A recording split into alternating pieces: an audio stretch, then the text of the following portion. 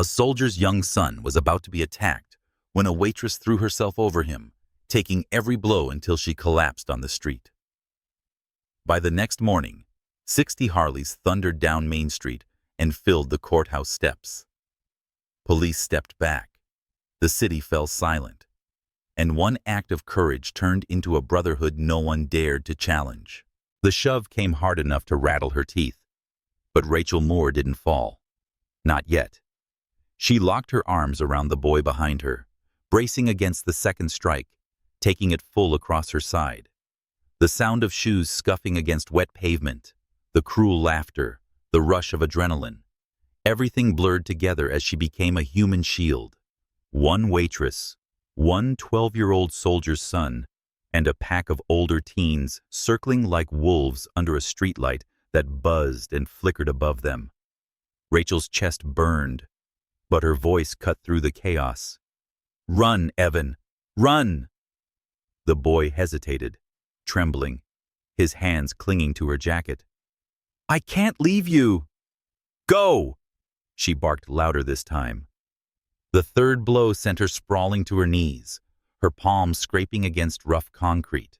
The world tilted, but she forced her head up just in time to see Evan break into a sprint, his sneakers splashing through puddles as he vanished into the dark. Relief flooded her, a fierce wave of triumph, even as the jeers rose again. She had bought him the chance. Only then did the street fall silent for a beat. The kind of silence where even the neon buzz from the diner seemed to pause. Rachel's breaths came in jagged bursts. The figures around her shifted, uncertain now that their smaller prey had escaped. One muttered something she couldn't catch. Another spit on the ground. For a moment, it felt as if time itself held its breath. Hours earlier, the night had been nothing more than routine. Rachel had worked the late shift at McKinley's Diner, pouring coffee refills for truckers and slicing pie for the high school kids who couldn't let go of summer. The air outside had been heavy with the promise of rain. She had smiled tiredly when Evan Carter came in, just as he often did, backpack slung over one shoulder. He always ordered the same thing, chocolate milkshake, extra whipped cream. The boy was polite, soft-spoken, but his eyes always carried a trace of loneliness. His father, Sergeant Daniel Carter, was deployed out of state. His mother worked nights at the hospital.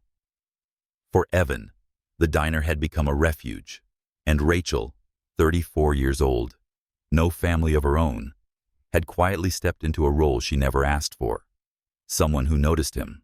That evening, after his milkshake was gone and the crowd had thinned, Evan lingered outside the diner, waiting for the bus that never seemed to come on time.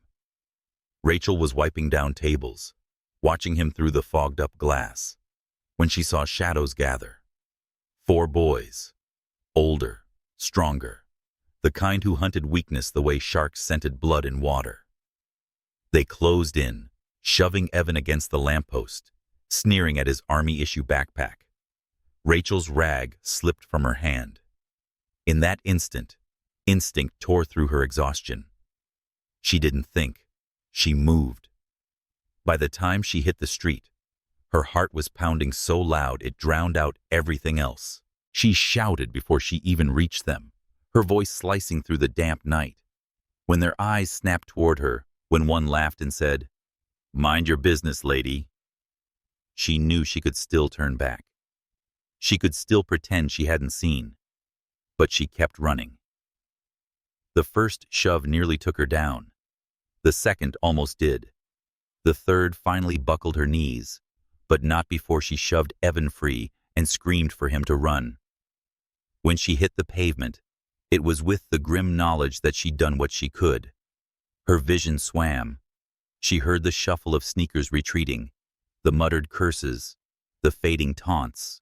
When she lifted her head, the corner was empty except for the glow of the diner's neon. The boys had scattered into the night. Evan was gone, hopefully far enough by now. She sagged against the curb, chest heaving, pain radiating down her side. The world tilted again, but her resolve held. Better her than him. Down the block, the creak of a bar door broke the quiet. A man stepped out, leather vest catching the light, cigarette glowing at his lip. He froze, watching the scene with the stillness of someone used to sizing up trouble. His gaze lingered on the woman crumpled by the curb, the empty street where a child had fled. He ground out the cigarette beneath his boot, pulled a phone from his pocket, and spoke in a low voice that carried the weight of a promise. "Red, you'll want to hear this. A woman just stood between a soldier's boy and a pack of punks. She didn't back down."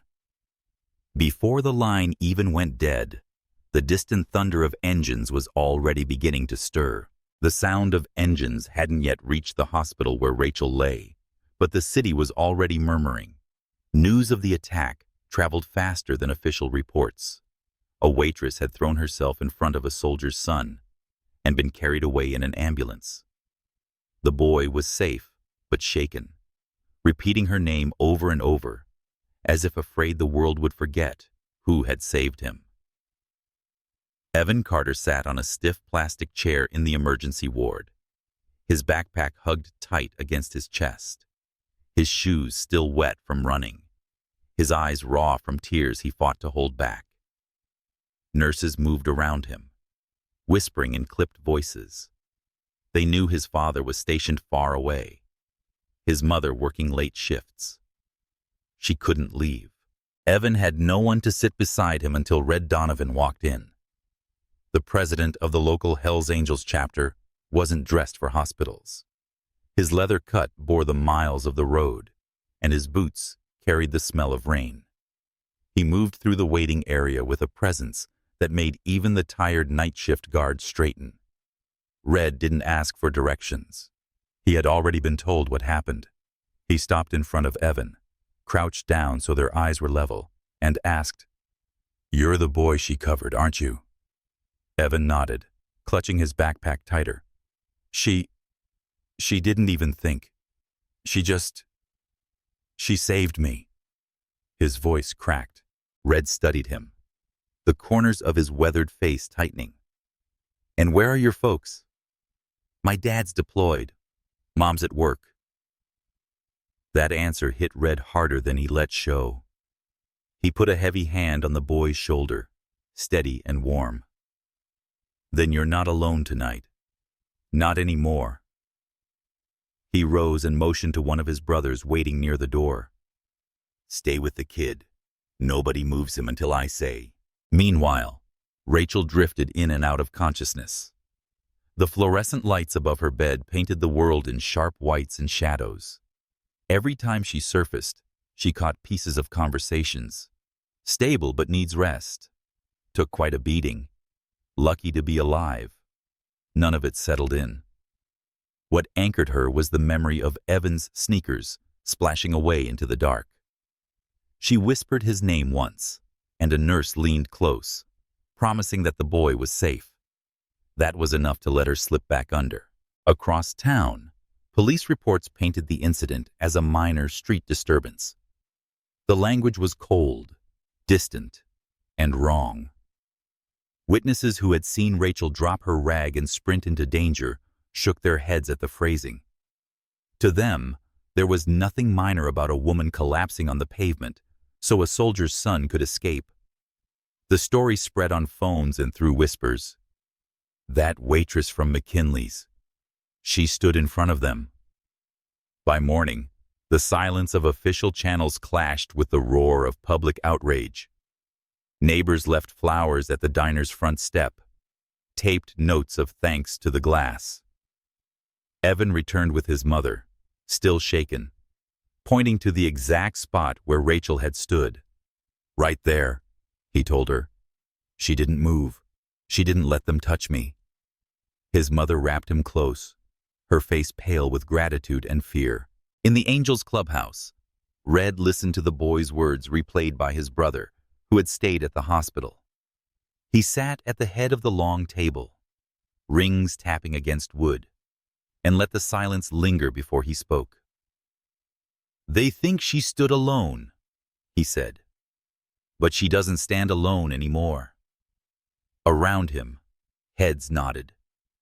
Men who carried scars from the road, prison, and loss clenched their fists in quiet agreement.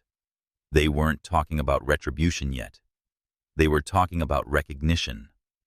A woman had done what even uniformed men had hesitated to do. In their world, that meant she had earned something sacred: respect. Back at the hospital, Rachel opened her eyes fully for the first time since the street. Sunlight leaked through the blinds, soft and gold. Her throat was dry, her body aching, but the first face she saw wasn't a nurse. It was Evan, perched on a chair beside her, refusing to leave. His eyes widened when she stirred. "You're okay," he whispered, relief flooding his features. "I told them you'd wake up. I told them." Rachel tried to smile, though it came weakly. "You made it out," he nodded fiercely. "Because of you." She reached out, her hand trembling, and he caught it with both of his. In that fragile grip, a bond had been forged, stronger than either could understand. Outside, in the parking lot, the low rumble of motorcycles began to gather. The city was about to learn what it meant when 60 engines rolled for a cause. The rumble started as a whisper on the edge of town, but by dusk, it rolled like thunder. One engine, then another, until the air itself seemed to vibrate with the weight of 60 Harleys roaring down Main Street. Windows rattled, stray dogs ducked into alleys. People stepped out of their doorways to watch, some with fear, others with awe.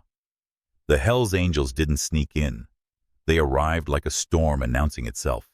At the head of the column rode Red Donovan. His cut was faded from years of sun and rain, but the patches stitched into it still carried authority that made men straighten and strangers step aside.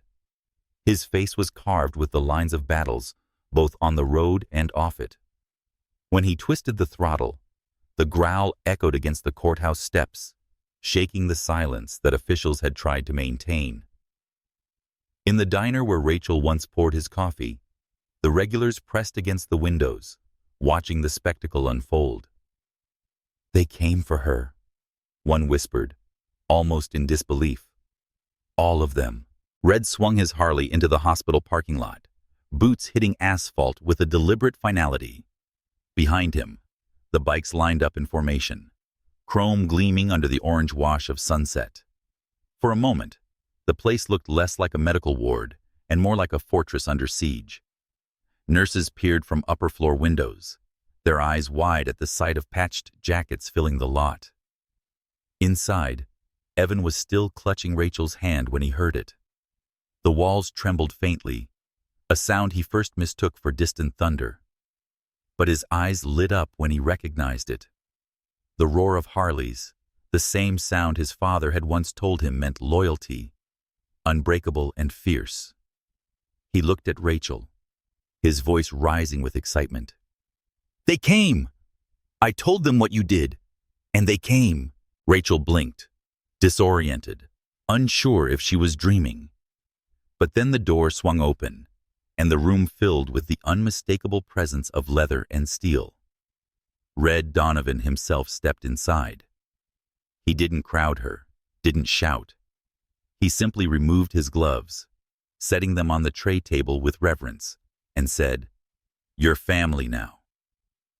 Rachel tried to sit up, confusion battling exhaustion. "Why? I don't even know you." Red's voice was calm but firm. "You stood between a soldier's boy and a pack of punks when no one else would.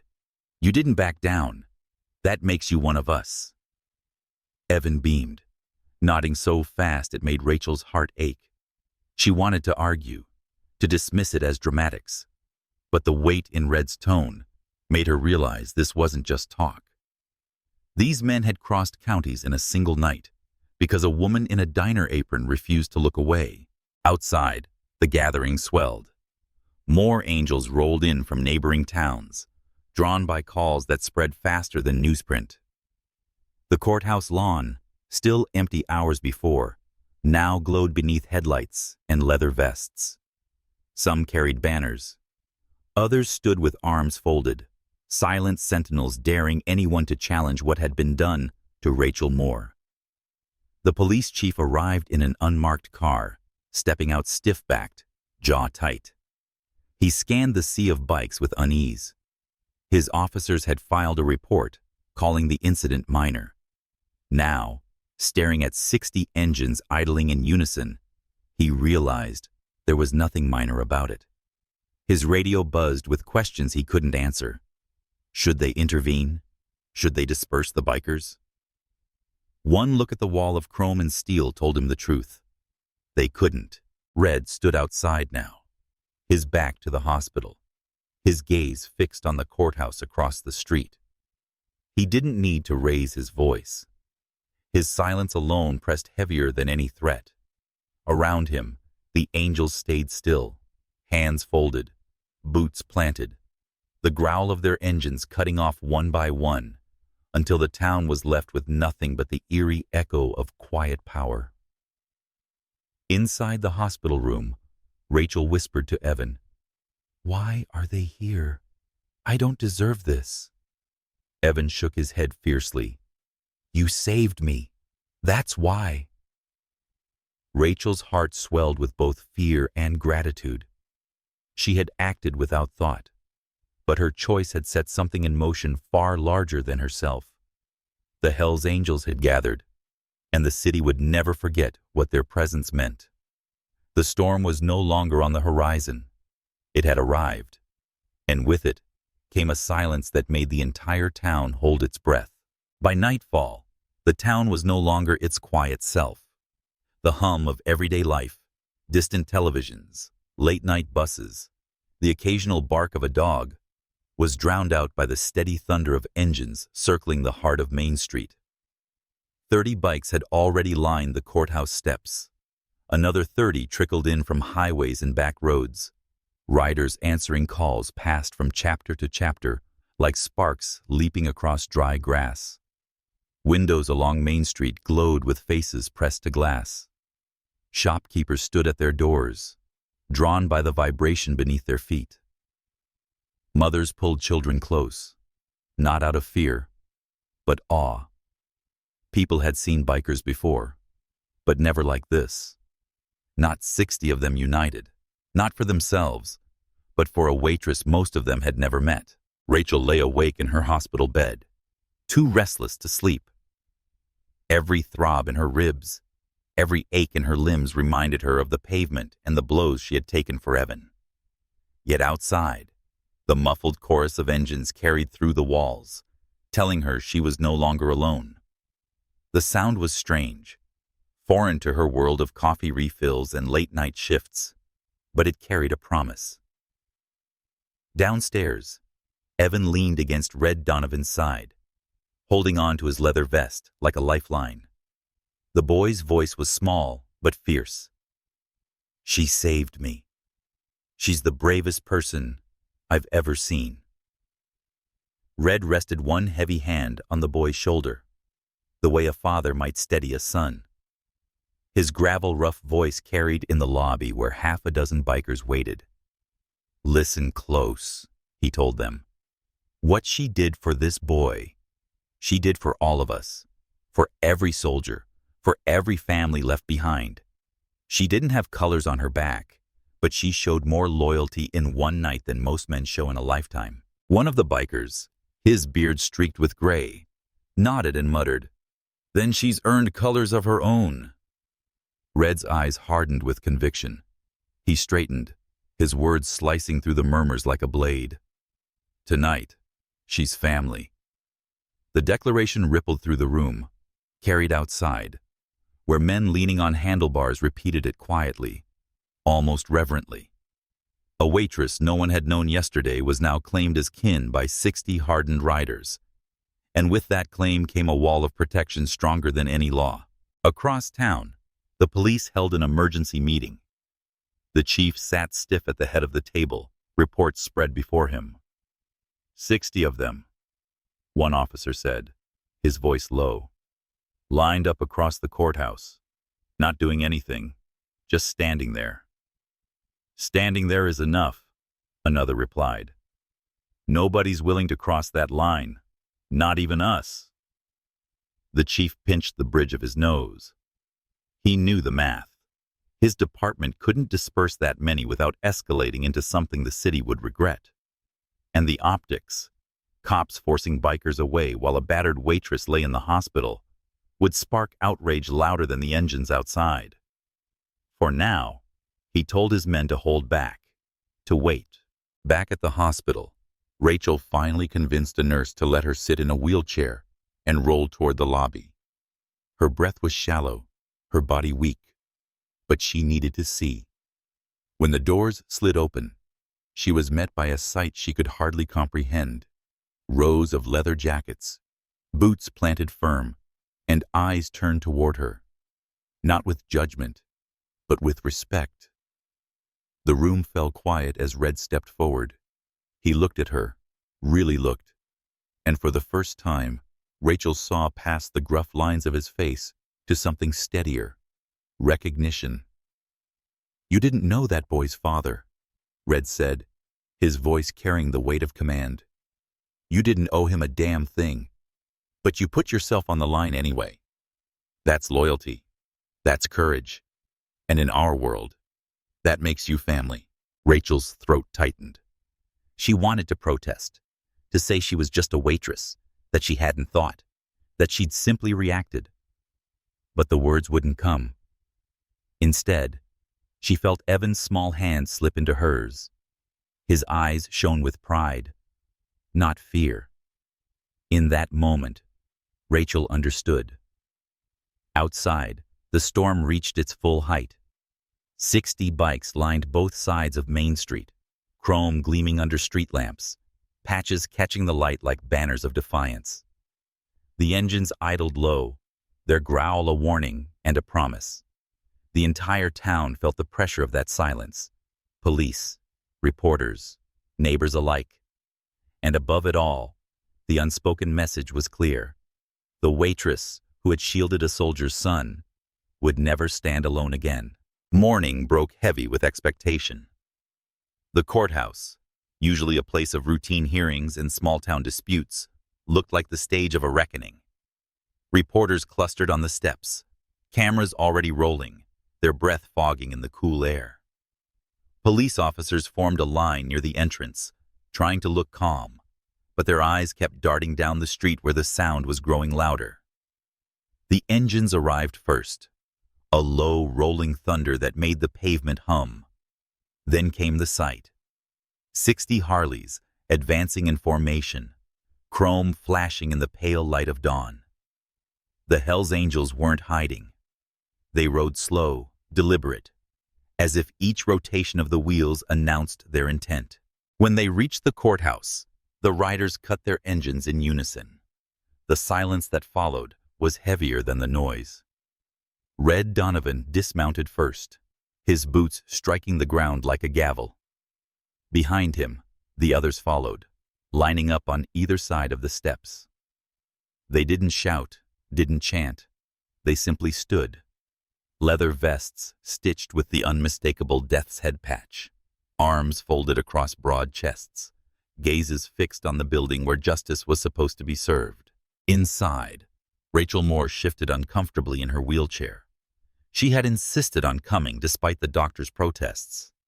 Bandages peeked from beneath her blouse, and bruises colored her arms. But her eyes were clear. Evan Carter walked beside her, small hand resting on the chair's arm. Red entered through the side door, a silent escort of bikers parting the way. He didn't need to speak. His presence alone made the bailiff hesitate before asking Rachel to state her name for the record. The defendants were already seated.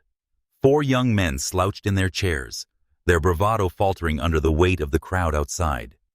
Their lawyer leaned close, whispering advice that fell flat against the silence pressing in from the steps.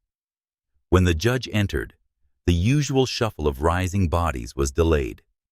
Everyone seemed unsure whether the rows of bikers in the gallery would move, but they did. Standing slowly, their silence reverberating like a hymn. The judge cleared his throat, unsettled.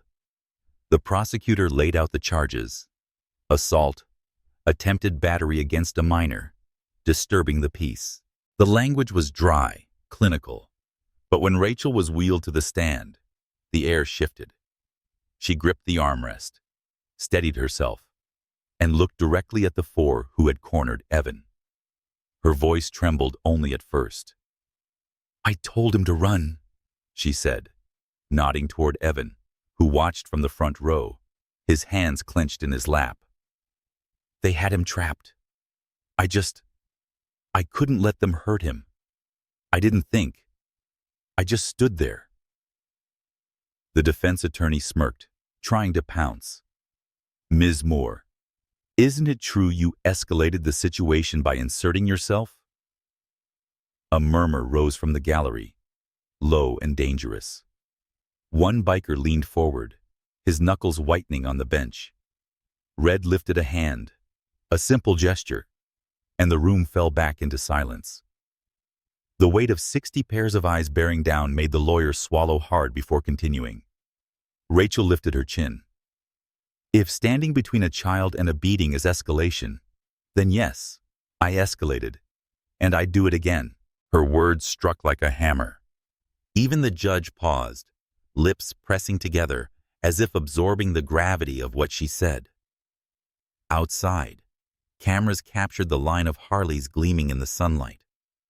Reporters whispered about the silent wall that had descended on the courthouse, a show of force without a single word spoken. Inside, that silence seemed to seep through the walls, pressing on everyone present. The prosecutor, sensing momentum, turned to Evan. The boy's small frame looked almost swallowed by the witness chair, but his voice carried. "She saved me," he said firmly. "She stood there so I could get away. She didn't even think about herself." One of the defendants shifted, suddenly restless. The judge noticed. The facade of cocky indifference was cracking. When arguments closed, the judge's gavel came down with unusual weight. "The defendants will remain in custody pending trial. Their actions represent not only violence, but cowardice against a child, no less. This court will not minimize that." The courtroom exhaled, a release of tension that had gripped it for hours. Some people clapped, only to be hushed by the bailiff. Others wept quietly, relief etched on their faces. Evan turned to Rachel and whispered, "We won." Outside, the reaction was louder, freer. Reporters rushed to deliver breaking updates. Headlines scrolled across national networks within minutes. "Waitress who shielded soldier's son sees attackers convicted." "Hell's Angels stand watch as justice served." The story was no longer just local. It was everywhere. Talk shows debated the meaning of loyalty. Editorials praised Rachel's courage. Some politicians stumbled through interviews, trying to explain why police had hesitated when a waitress had not. On the courthouse steps, the angels lined both sides again, forming a corridor of silence. As Rachel emerged, cameras clicked furiously, microphones shoved forward, but no one dared to break through the human wall of leather and steel. Red Donovan walked at her side, and though he spoke little, his words carried. Justice answered today. Loyalty made sure it was heard. The crowd erupted, cheers mixing with the sound of idling engines. For once, the roar wasn't frightening. It was triumphant. People who had once crossed the street to avoid bikers now applauded them. Mothers waved. Veterans raised their hands in salute. The silence that had once intimidated had become a shield for the community. By evening, the city pulsed with conversation. In diners, customers replayed the footage on their phones, pointing out the moment Rachel raised her chin on the stand, the moment Red lifted a single hand and silenced a room of reporters. On street corners, strangers exchanged stories of courage they had once thought too small to matter. If a waitress could stand against 4 aggressors, What excuse did anyone else have? The police department issued a statement, sterile and rehearsed. We are committed to ensuring justice and safety for all citizens. But the words rang hollow against the images of Rachel's battered frame, against the sight of 60 men who had filled the gap where authority had hesitated. For Rachel, the noise was overwhelming. She never asked for cameras, never wanted headlines. But as she sat in her hospital room, flowers covering the windowsill, she understood something had shifted. The city saw her differently now. So did she. What she had done in a moment of desperation was now etched into the memory of an entire community. That night, the local news ended their broadcast with a simple montage. Rachel wheeling out of the courthouse, Evan gripping her hand, and the long, silent line of Harleys fading into the horizon. The anchor's final words summed up what everyone already knew. Sometimes, justice isn't just decided in the courtroom. Sometimes, it's carried on the shoulders of those willing to stand when others won't. In the quiet that followed, the city realized it wasn't just the verdict that mattered. It was the silence that had forced everyone to listen. The morning of Rachel Moore's release felt different from any other. The hospital, usually humming with routine, carried an undercurrent of anticipation. Nurses who had watched her struggle back from the brink stopped by her room with quiet smiles. Some slipped folded notes into the bouquet of flowers by her bed. Simple words of thanks for the courage that had changed their city. Evan Carter was there before dawn, his backpack slung over his shoulder, a permanent fixture at her side. He had refused to miss the moment. "You ready?" he asked, his voice half excitement, half worry. Rachel adjusted the sleeves of her cardigan over the bandages still taped to her ribs. She was pale, still healing, but her eyes were steady. "Ready as I'll ever be." The orderly wheeled her toward the entrance. At first, the corridor looked normal. White walls, polished floors, the quiet shuffle of nurses. But as the doors opened onto the front steps, Rachel froze. Lined along both sides of the drive were 60 Harleys, engines idling low, chrome catching the sunlight like polished steel. The riders stood beside them, in full colors, silent, unmoving. A corridor of honor stretched from the hospital doors all the way to the street. Reporters were there too, cameras rolling, but their voices were hushed. The silence was overwhelming, not threatening, but reverent. A silence that honored a woman who had stood for a boy when no one else had. Rachel's hands trembled on the arms of her wheelchair.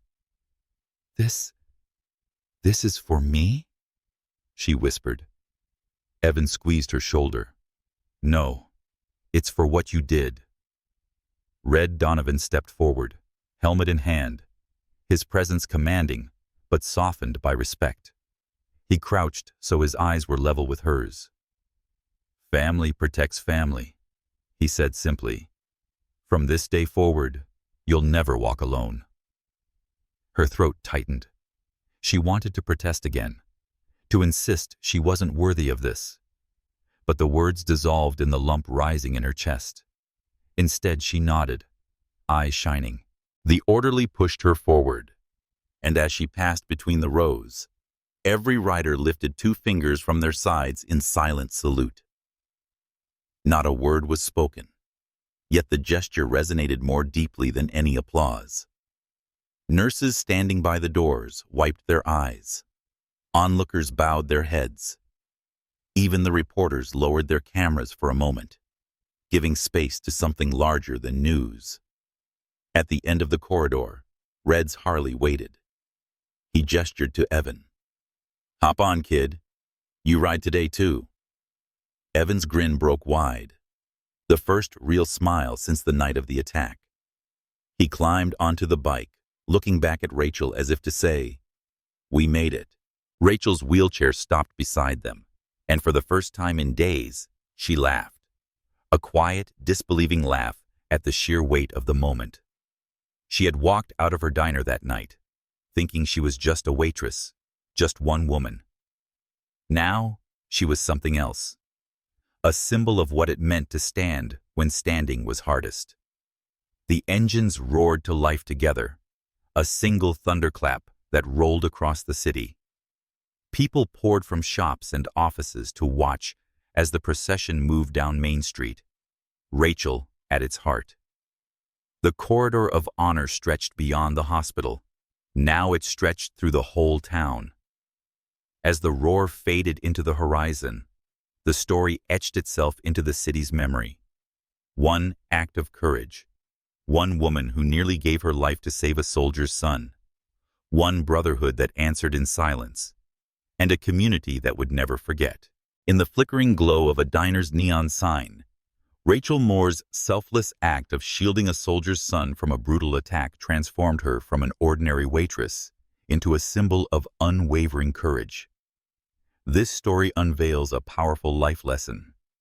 True heroism lies not in seeking glory, but in acting instinctively to protect those who cannot protect themselves, even at great personal cost. Rachel, battered and bruised, stood firm against 4 aggressors to save young Evan, driven by nothing more than a fleeting moment of compassion. Her sacrifice sparked an extraordinary response. 60 Hell's Angels, often feared as outlaws, formed a silent, unshakable wall of loyalty around a courthouse, proving that honor transcends stereotypes. Their presence wasn't about chaos. It was a testament to a code that values those who stand tall when others turn away. Rachel's story stirs the heart, reminding us that one small act of bravery can ripple through a community, redefining justice and loyalty in ways louder than words. It challenges us to ask, when have we stood up for someone, not for recognition, but because it was right? In a world quick to judge, Rachel's courage and the angel's silent vigil show that humanity's strength lies in unity and sacrifice. What does this story awaken in you? Have you witnessed or shown such courage in your own life? Share your thoughts in the comments below. We want to hear how Rachel's bravery inspires you. If this tale of loyalty and sacrifice moves you, hit that subscribe button and ring the bell so you never miss a story that proves the loudest messages are often spoken in silence. Join our community, share your voice, and let's keep these stories alive together.